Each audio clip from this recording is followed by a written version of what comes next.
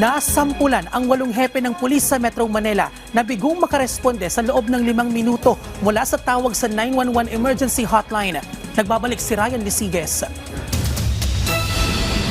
The President directed us, nakita nyo naman, siya mismo ang nagsabi, he wants the police to respond in 5 minutes. And I don't intend to fail on that, okay? I don't intend to fail on that because I've already proven that it can be done even in less than 5 minutes.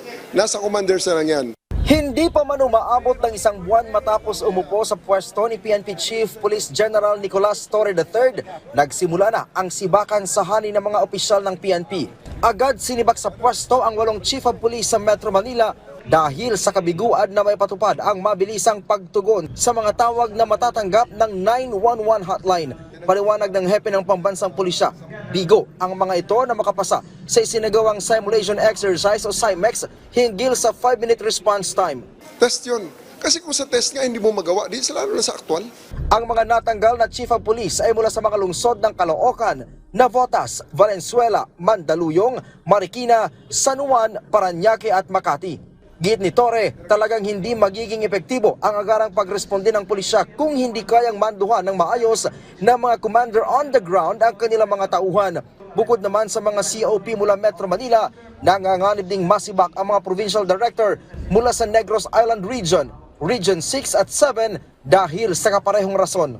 Yes, I've already spoken to the regional directors. Their provincial directors and chiefs of police are their responsibility. So, pag masyadong marami at nakita ko na kaya nagfe-fail ang mga chief of police at saka mga provincial directors at saka mga district directors ay nagfe-fail because kulang sa direksyon at buy-in ng regional directors, aalisin natin ang RD.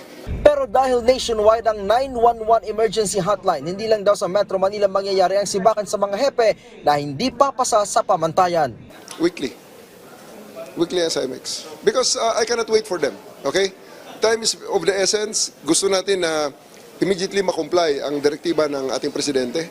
Sa ngayon ay plano munang subukan sa loob ng ilang buwan ang 5 minutong police response time sa buong bansa bago ito ibaba pa sa pinaka-target na 3-minute response time.